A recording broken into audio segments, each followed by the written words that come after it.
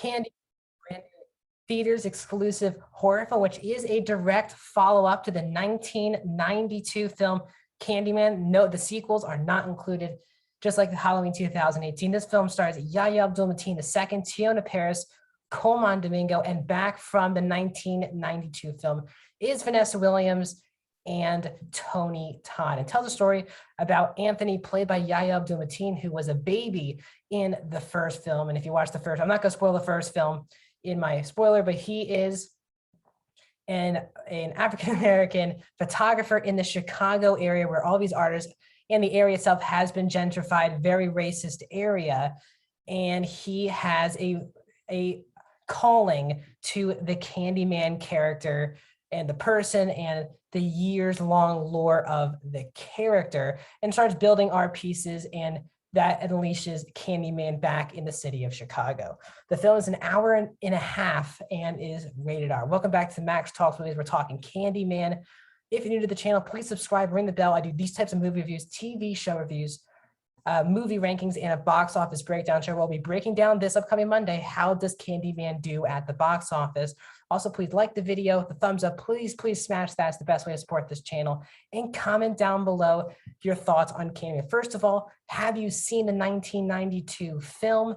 If you've not, tell me. Also, it's a different experience on this movie. First of all, if you've seen this movie, tell me which is better, this one or the 1992 version. If you have not seen it, tell me, are you going to check it out this weekend? And are you going to rewatch the 1992 film and then watch this one? Let's talk Candyman. So actually, this upcoming week, I was so pumped for the movie because I'm a huge Yahya Abdul-Mateen fan.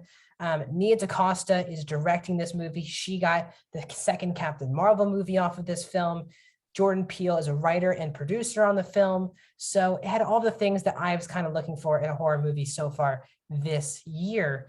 And I had not seen the 1992 film or any of the three films. Again, I didn't really want to watch 2 or 3 because that was not included in this film. But yesterday, the day before I saw this movie, I did on Peacock rewatch the 1992 film for the first time, watched it for the very first time, and it completely enhanced my experience watching this film.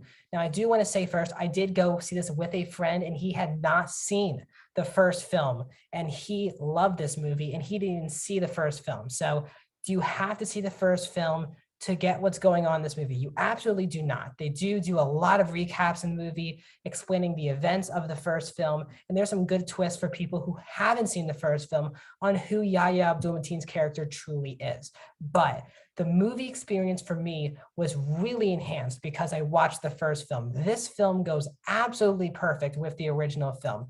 It really is not just a direct sequel, but a really good follow-up to a sequel. I mean, how many years? I'm trying to think on the top of my head right now, but like 29 years ago, I believe, the first film came out, and it really stands the test of time, and it really becomes there's really great lore. And that's what I want to say, first of all, the actual world building of this movie and how it connects to the first film and the lore of the Candyman character is done so well in this movie, really executed well. They add to the lore that was already established of this character in the first film, and it's a very great looking character as well. The jacket, the hook, the bees, all of that stuff. It's a very vintage look that Tony Todd did have in the first film. Now, I would say Tony Todd is not in this film as much as I thought he would be as Candyman. I don't know if he was limited doing some of the action scenes or whatever it is. He was not in the movie as much as I definitely thought, because he's a very big force in the first film. But let's also talk about the new cast members. As I earlier said, I'm a huge fan of Yahya Abdul-Mateen II. Watchmen is one of my favorite performances of that year. He's one of my favorite parts of Aquaman. So excited he's becoming the main villain of the second one. Trial of the Chicago 7. He is just popping up everywhere, as he should, because he is one of the most underrated actors working today. And finally, a lead performance. This is really his movie, and he is so fantastic in this movie. You can see him as a nice, normal guy who's getting really robbed of his life because he's an African-American artist in the Chicago ghetto area. And then you can also see his involvement with Candyman as making sense. He's really great in the movie. Tiona Paris, if you're not sure who she is, she just played Monica Rambeau in WandaVision, and she'll be reteaming with Nia DaCosta, who is the director of this film, on the Marvels, the Captain Marvel sequel. She is much better in here than she is in WandaVision. I also thought she was quite good in WandaVision. Her character is really, really good, and she's excellent in the film. She really is, in my opinion, the smartest character in the entire film. There's a lot of dumb horror, especially a lot of, it's sad to say, but they make a lot of the female characters in these type of movies, especially wives or girlfriends of our main character, really dumb. But she's really smart and she's really a badass. And it's really great to see this type of character brought to the forefront. And she's really fantastic in this movie. Coleman Domingo, who I continue to praise in everything he's in, obviously Euphoria, Ma Rainey, and earlier Zola. He is just, again, another criminally underrated supporting actor in these movies. He's fantastic once again. As I said, Vanessa Williams, she is back from the first film. She has one scene. It's really good, but it's only one scene for her. And Tony Todd, as I said, was very limited in this movie. Another huge praise I would say with the film is that it looks absolutely beautiful. The cinematography, the way the movie is directed, it's a really stunning movie to look at all the way through. It doesn't mean if we're in a special library or in the rural area of Chicago, it's a really breathtaking movie. And that's why I was kind of thinking about watching the movie last night, the original. I was getting amped because they could really do something special visual effects wise. And yes, there are a lot of visual effects, especially with the Candyman look himself. But I was happy to say that they did a lot of practical effects, a lot of practical kills, just like the first film. And that also enhanced the movie a lot.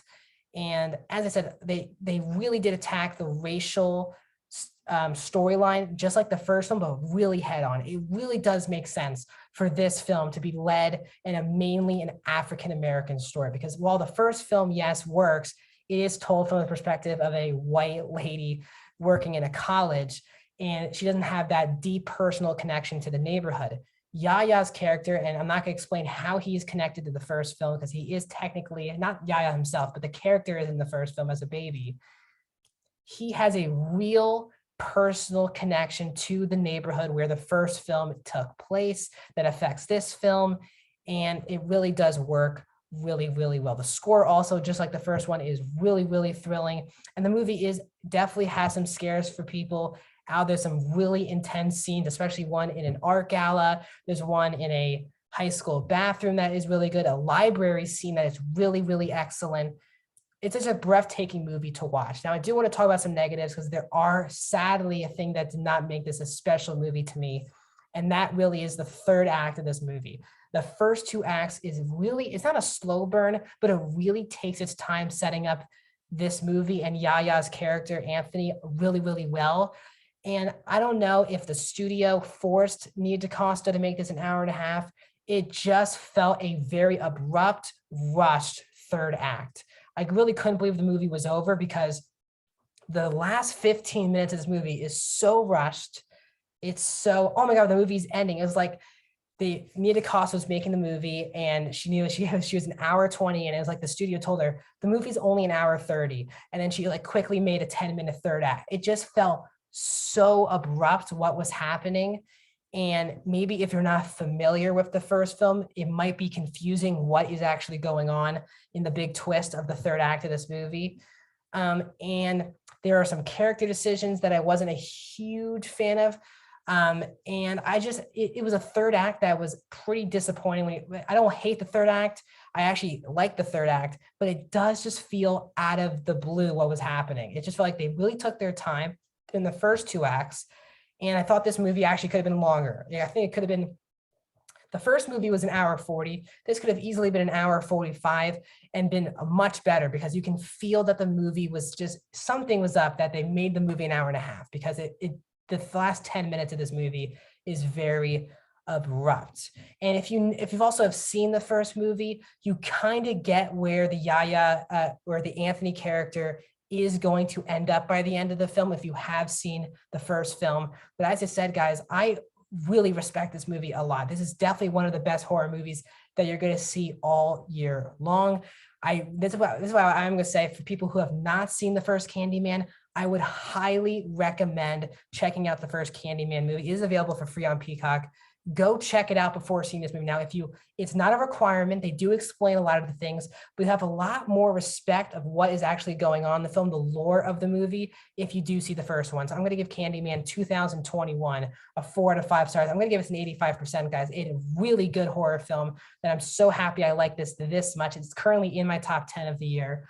Great performances, great direction, great cinematography, great score, a great script until the third act, really, and a movie that I really can't wait to do a double feature with the first film, because watching these two films on back-to-back days has really made me excited that this could really be a franchise possibly moving forward. So that's my thoughts on Candyman. Like the video, guys. Tell me your thoughts. Do you agree with me or disagree with me in the comment section down below, and tell you, will you check this one out this weekend? Subscribe, ring the bell. As I said, my next video on the channel, 2 videos, should be my Ted Lasso halfway to season 2 spoiler review. And also I'm gonna do my box office breakdown. Hopefully this movie does well at the box office. This is the type of movies that need to make money at the box office, and hopefully it does. Thanks for seeing it. I'll see you guys.